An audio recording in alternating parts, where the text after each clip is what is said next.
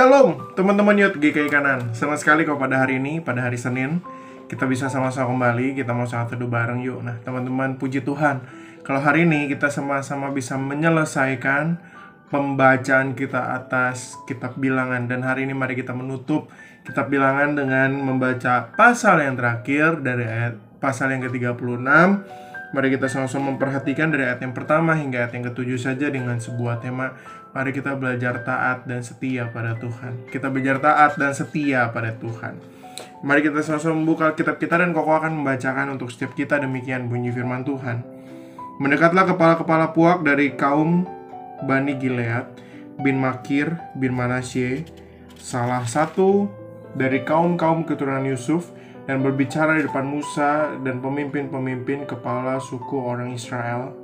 Kata mereka, Tuhan telah memerintahkan tuanku untuk memberikan tanah itu kepada orang Israel sebagai milik pusaka dengan membuang undi, dan oleh Tuhan telah diperintahkan kepada tuanku untuk memberikan milik pusaka Zelafehat, saudara kami, kepada anak-anaknya yang perempuan. Tetapi seandainya mereka kawin dengan salah seorang anak laki-laki dari suku lain di antara orang Israel, maka milik pusaka perempuan itu akan dikurangkan dari milik pusaka bapak-bapak kami dan akan ditambahkan kepada milik pusaka suku yang akan dimasukinya. Jadi akan dikurangkan dari milik pusaka yang diundikan kepada kami. Maka apabila tahun Yobel bagi orang Israel, milik pusaka perempuan itu akan ditambahkan kepada milik pusaka suku yang akan dimasukinya dan akan dikurangkan dari milik pusaka suku nenek moyang kami. Lalu Musa memerintahkan kepada orang Israel sesuai dengan titah Tuhan, perkataan suku keturunan Yusuf itu benar. Inilah firman yang diperintahkan Tuhan mengenai anak-anak perempuan Zelafehat. Bunyinya, mereka boleh kawin dengan siapa saja yang suka kepada mereka, asal mereka kawin di lingkungan salah satu kaum dari suku ayah mereka. Sebab milik pusaka orang Israel tidak boleh beralih dari suku ke suku, tetapi orang Israel haruslah masing-masing memegang milik pusaka suku nenek moyangnya. Nah teman-teman, demikianlah pembacaan firman Tuhan. Nah teman-teman, pasal penutup Bilangan ini merupakan babak kedua dari kisah putri-putri Zelafehat.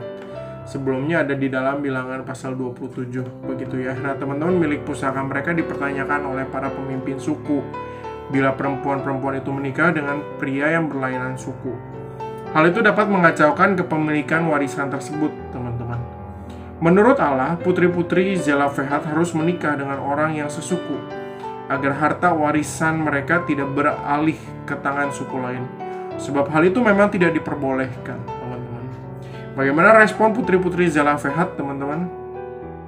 Mereka patuh dan menikah dengan laki-laki dari kaum-kaum Bani Manasye sehingga milik pusaka mereka tetap berada di tangan suku kaum ayah mereka sendiri, teman-teman.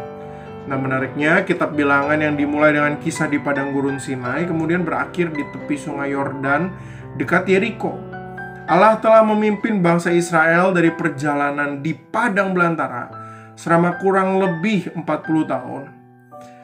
Meski demikian, lama mereka bergerak di padang belantara, tidak banyak kemajuan yang mereka bisa buat karena sungut-sungut dan pemberontakan yang mereka terus-menerus lakukan di sepanjang kitab Bilangan yang kita sudah pelajari, teman-teman. Maka kita akan melihat bahwa kitab Bilangan banyak berisi contoh-contoh negatif tentang ketiadaan iman dan ketaatan orang Israel sesungguhnya. Bagaimana mereka gagal dengan iman dan kesetiaan. Konsekuensinya Allah menunda pencurahan berkat-Nya. Bahkan banyak dari antara umat yang kemudian tidak dapat menikmati keindahan berkat-berkat Allah tersebut. Suatu generasi yang tidak beriman harus mati sebelum memasuki tanah perjanjian, teman-teman. Namun kemudian kitab Bilangan ditutup dengan contoh positif dari putri-putri Zelafehat. Teladan yang patut diikuti oleh seluruh bangsanya, sama yang tadi seperti yang Musa sudah katakan. Dengan ketaatan semacam itu, kitab Bilangan menjadi pelajaran tentang pentingnya iman dan ketaatan kepada Allah. Iman, yaitu mau mencari Allah dan mengutamakan kehendak Allah dalam setiap permasalahan hidup, akan membuat umat secara khusus setiap kita untuk dapat menemukan jalan keluar yang membawa kepada kita kebaikan dan damai sejahtera di dalam rencana dan pimpinan Tuhan, teman-teman. Nah, sekarang bagaimana kisah perjalanan hidup kamu dan saya? Apakah kisah yang positif, kisah yang taat yang telah mewarnai kisah hidup kita? Atau justru ketiadaan iman, kisah-kisah negatif? Kiranya Tuhan terus menolong kita untuk taat dan setia kepada Allah. Tuhan Yesus memberkati setiap kita. Amin. Hai guys, itu tadi saat teduh kita hari ini. Mari kita sama-sama belajar untuk mencari dan mengutamakan Allah di dalam hidup kita. Untuk menutup saat teduh kita pada hari ini, mari kita sama-sama berdoa. Tuhan, terima kasih atas berkat dan rahmat yang telah Kau berikan kepada kami, Tuhan. Tuhan, melalui saat teduh kami pada hari ini, kami diajarkan untuk mencari dan mengutamakan Engkau di dalam hidup kami, Tuhan. Tuhan, berkatilah juga kegiatan kami selanjutnya, Tuhan. Terima kasih Tuhan, dalam nama Tuhan Yesus kami berdoa, amin. Jangan lupa besok kita ada saat teduh lagi ya di channel ini. Ayo kita sama-sama bagikan materi saat teduh kita ke teman-teman yang lain supaya semakin banyak orang yang mendapatkan berkat.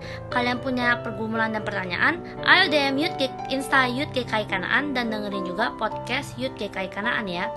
Jangan lupa hari Sabtu kita juga ada Zoom Fellowship jam 7 malam. Nah, untuk linknya nanti akan di-share di grup WA ataupun di grup lain teman-teman ya. Have a blessed day, Jesus bless you, bye-bye. Soto babat campur ikan lele. Halo Sobat Youth yang kece. Nah, ngomongin tentang pacar, tentang pasangan, kira-kira gimana nih tanggapannya Cion kriteria yang menggarisbawahi soal fisik? Fisik ini akan membuat kita kecewa nantinya jika hanya itu yang kita prioritaskan. Kenapa? Karena fisik lama-lama kan akan memudar ya, kita lama-lama makin. Pacaran tuh harusnya pas kapan gitu waktunya? Kalau kita pacaran, emang udah pasti bahagia ya? Gak selamanya ketika kita menjalin hubungan itu akan membuat bahagia. Konflik itu bagus loh. Apakah kira-kira ini dari Tuhan atau bukan begitu ya? Apakah ini jodohku apa bukan? Apakah aku pertahankan terus apa enggak begitu ya? Iya. Kadang kita maunya sama si A, sama si B, sama si C. Tapi nggak bisa kemana-mana, pada akhirnya Tuhan bilang ini, ya itulah yang namanya jodoh. Aku imani seperti itu. Jadi kalau misalkan kita rasa bahwa aku nggak tahu ini jodohku apa enggak, tanya sama Tuhan, terus berdoa sama Tuhan, dan percayalah Tuhan kasih yang terbaik. Itu yang harus kita imani. Dan mengenai waktu, kita nggak tahu kapan Tuhan akan kasih jodoh, tetapi percayalah indah pada waktu.